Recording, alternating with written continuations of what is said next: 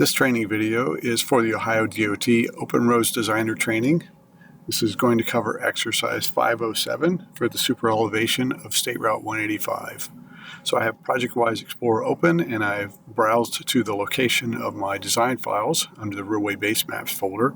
And I need to create a new file for the State Route 185 Superelevation. So to do that, I can open any of the files. It doesn't really matter. I'm not going to make any changes to the file I open. So I'm going to go ahead and open the corridor model file for State Route 185 that I created in the previous exercise. So with the design file open, I'm going to use the Ohio DOT application to create some new design files. So from the workflows, I'll pick the Ohio DOT workflow, and we'll use the Ohio DOT Create Design Files application.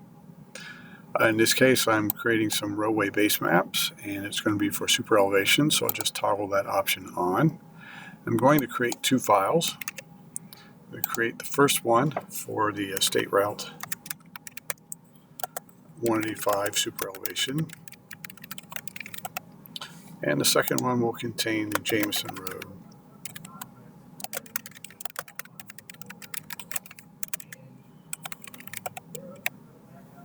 So you can see it's going to name the files using the two-character code KS 001 and 002, and those files will be created under 400 Engineering Roadway Base Maps. So I'll go ahead and choose Create Files.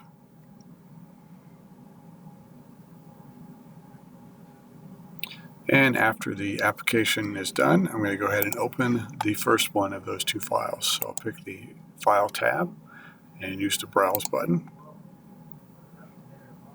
And I'm going to scroll down and get the KS001 file. And ProjectWise is going to ask me to check back in the current file I have open. So I'll go ahead and check that back into the server. Okay, with my new file open, I'm going to go ahead and attach some references.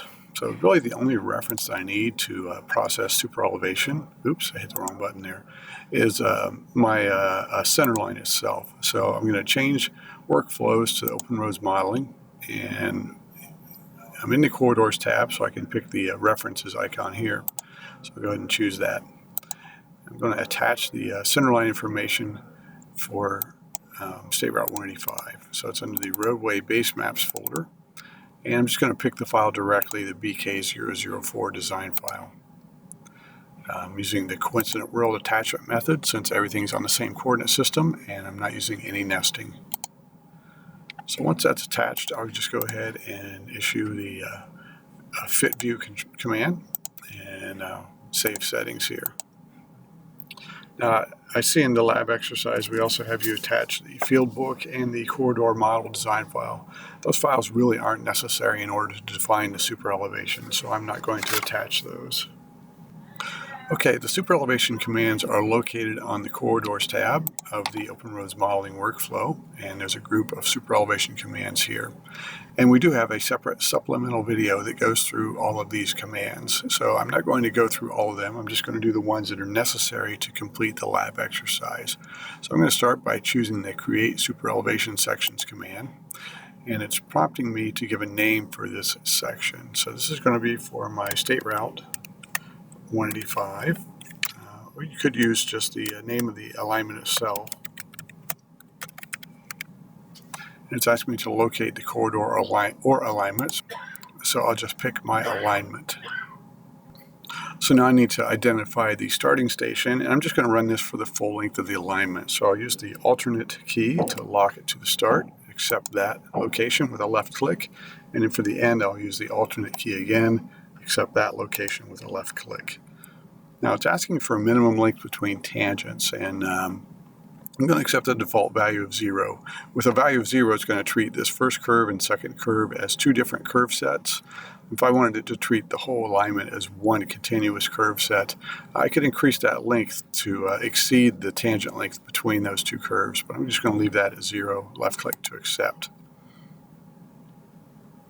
So now it's ready to define the lanes. So I'm going to define first my left lane, and I'll name that left lane, accept that. Side is left. My inside offset is 0. This is right at the center line, and it is 12 feet wide. Normal cross slope is minus 1.6%. Now I'm going to define the next lane. So just to zoom in a bit and show you that that first lane has been defined and it is color coded, I'll define the next lane, and I'll name this one the right lane. Side is right, so I use the up arrow to change that value. Of course, I can pick it in the tool settings as well. My inside edge offset is 0, 12 foot wide, and again a minus 1.6% for my normal cross slope. So I'm done defining my lanes, so I'll just issue a right mouse click and it moves next to select a rule file. So I'll use the Browse button, and ODOT provides two different rule files. And these are found in the standards, so in project-wise you may need to browse for these files. It's going to be under the O3 standards, CAD standards, connection config, etc. You can see the path there to the Superelevation folder, and the file that we want to use is either the divided or undivided XML file. So I'm going to choose the Ohio DOT undivided XML file and open that. Now it's asking me to define my Superelevation selection. So there's some different tables coming out of ODOT standards. These are configured to conform to ODOT standards for Superelevation. For this particular project, we're using the figure 202-7E with 8% maximum. Our length of runout is just defined by an AASHTO standard, so there's no other options there. And now I need to choose my design speed. And I see that it's not showing me all the design speeds that I should see for that particular E selection. So if that happens to you, what you can do is just come up and pick one of the other E selection tables and then go back and pick the one you want. And now I should see all the design speeds show up, and I do. So this one is going to be a 55 mile per hour design. And I'm going to pivot about the crown, and I do want to open the editor when this is done processing. So now I need just to left click to accept these additional parameters. So I'm just going to left click for each of those, and we'll open the editor. So the editor just showed me a graphical representation of the lanes and the lane transitions. The yellow is my high side of Super, and the red is my low side. So that would be my right lane in yellow and the left lane in red. And this is for the first curve that curves to the left. So I mentioned curve sets, and I can see two curve sets listed here. So that first curve set is defined by the limits of the Superelevation section, and that ends, and then the second one comes up for the second curve. So a lot of this information is covered in the supplemental video, so I'm not going to cover that. So I'll go ahead and close that out. So that defines the Superelevation for State Route 185, and that's the first part of what we're doing in the lab exercise. The next thing we're going to do is assign this to our corridor. So I'm going to go ahead and save the file and save the settings here. And I'm going to open my corridor model design file. So I'll use the File tab and the Browse button, or I can pick it from the recent files. I can see there's my KM001, so I'll just pick it from the recent file list. So as it closes the KS file, it's going to ask me to check that into the server. I'll go ahead and do that.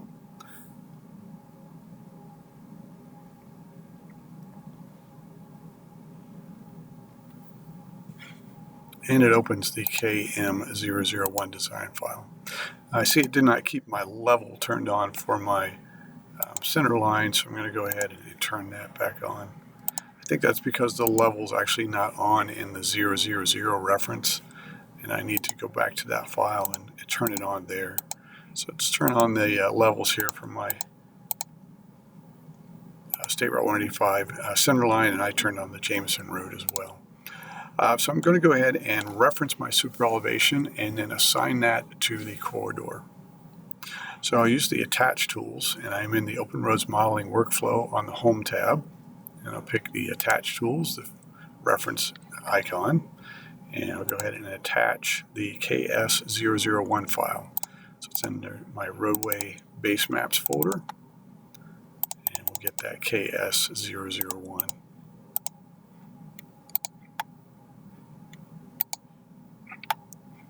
And I'll close my references dialog. So with that attached, what I want to do now is go ahead and assign that Superelevation to this corridor. So I'll come up to the Corridors tab, and in the Calculate group, there is Assign to Corridor. So it's prompting me to locate the first superelevation section. So I'm going to pick that white graphic for my superelevation section. I'm going to zoom out a bit because it's asking me to locate the next one. I'm going to come down and pick the second superelevation section. And once I have identified both those, I'm going to right-click to complete that part of the process. Now it needs the corridor, so I will choose one of the corridor handles. So on my corridor, there's some graphics for the handle itself. I'll go ahead and pick that. And what the software has done is looked at the template and the points defined in the template. And it can see the points that are defined for my left edge of pavement, my right edge of pavement, and my pivot about my PGL. So these values are correct. I'm just going to go ahead and OK that and accept that. So as the superelevation is applied, on the right side I have the 3D model displayed, and that updates, and it just did, to reflect the superelevation that was applied. Now, the best way to review the superelevation is probably in the cross-section view. So what I'm going to do is close this 3D view of the model. And I'm just going to hold down my right mouse button, and under View Control, I'm going to pick two views, Plan and Cross-Section. So it says select OK to create the dynamic cross-section, which I'll do that. And it's asking me to pick the corridor or the alignment. I'm going to choose the corridor, so I'll pick one of the corridor handle graphics. And then it asks me to select or open the view. The view's already been opened for me, so I'll just left-click to select that view. So this process is covered in one of our supplemental videos, so I'm not going to go into all the details of the drop-down menus here. I'll refer you to that. The superelevation supplemental video, there's one on dynamic cross-sections. What I am going to do to wrap up this exercise is to place some temporary dimension lines. So I'll do that by holding down the right mouse button. And there's some options here, since I'm in a cross-section view, for some cross-section specific commands. So I'm going to place a horizontal temporary dimension, and it wants to know the start point. So I'm going to start from my left edge pavement and go to the PGL point. I just used my mouse wheel to zoom in on that, and then it asks me for a dimension height. So I'll just click somewhere above, and then I'm going to do another one for the start and the end of my right lane, and again a data point to identify a dimension height. And then I'll just right click to end that process. So I have two temporary dimension lines, and I'll just expand my window here so it's a little easier to see. For the lane width and the cross slope. And the slopes are determined from the left side looking across. So that's why this one is listed as a positive 1.6 and that one is a negative. So to take a look at the superelevation, I'm going to go move forward to a specific station, and I can use the next and previous station buttons to move forward, or I can just key in a station. I'm going to go up to maybe 405 plus 00. So on that station, I can see that I'm still in normal crown, and now from there I'm going to start scrolling forward. And it's moving in 25-foot increments, and that's based on my template drop location, which was set in the previous video when I made my State Route 185 corridor. So as I move forward, I'm going to start to find that superelevation transition. Not sure what station it starts at. I could have looked at my plan view and got that, but it should be here pretty soon. There we go. So I can see the right side starting to come up. I'm at station 409 plus 25. Move forward. There's my half flat section. As I move forward, there's my reverse crown section. And now the left side should start changing as well as I move into full superelevation. So that's a good way to review the superelevation to verify that it's been applied correctly to your corridor. So I'm going to go ahead and shrink that window back down, actually close my cross-section view. And I'll go ahead and save my file, save settings, and that completes the exercise for the State Route 185 superelevation. So the last thing I'll do is just close the design file or exit the design file, and I'll check that back into ProjectWise.